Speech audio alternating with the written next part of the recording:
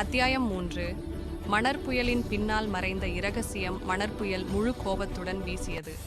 வானம் மஞ்சள் தூசியில் மறைந்து எந்த திசை எது என்பதையும் அறிய முடியவில்லை. ஆருஷ் தனது முகத்தை துணியால் மூடி வேகாவின் கயிறை இறுக்கமாக பிடித்தான். நம்ம ஆற்றது திசை தெரியல வேகா, ஆனா நமக்கு தங்கத்தாள் இருக்கு. அதுதான் நம்ம வழி. வேகா தலையசைத்தது போல தோன்றியது. அவன் தங்கத்தாளை திறந்து பார்த்தான். அதில் ஒரு குறியீட்டு வரைபடம் போல் இருந்தது. ஒரு மலை வடிவ சின்னம், அதனுள் ஒளி வடிவம் ஒன்று. அதன் கீழே எழுதியிருந்தது, புயல் முடியும் இடத்திலே ஒளி பிறக்கும். அவன் மனதில் ஓடியது, அப்படின்னா புயல் முடிந்ததும் தான் அந்த மலை கிடைக்கும். அவர்களது பயணம் தொடர்ந்தது. குதிரையின் கால் ஒலி கூட மணற் புயலில் மூழ்கியது. சில மணி நேரங்கள் கழித்து புயல் மெதுவாக அடங்கியது. தூசி மங்களில் இருந்து வெளிச்சம் பரவியது.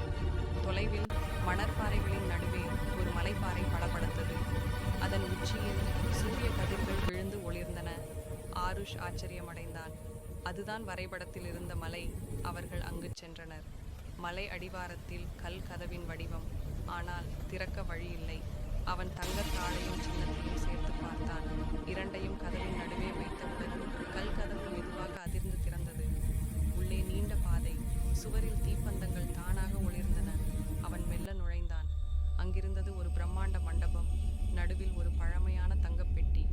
அது முழுக்க மின்சாரம் போல ஒளிர்ந்தது. ஆருஷ் அசைந்தான். இதுதான் புதையல்.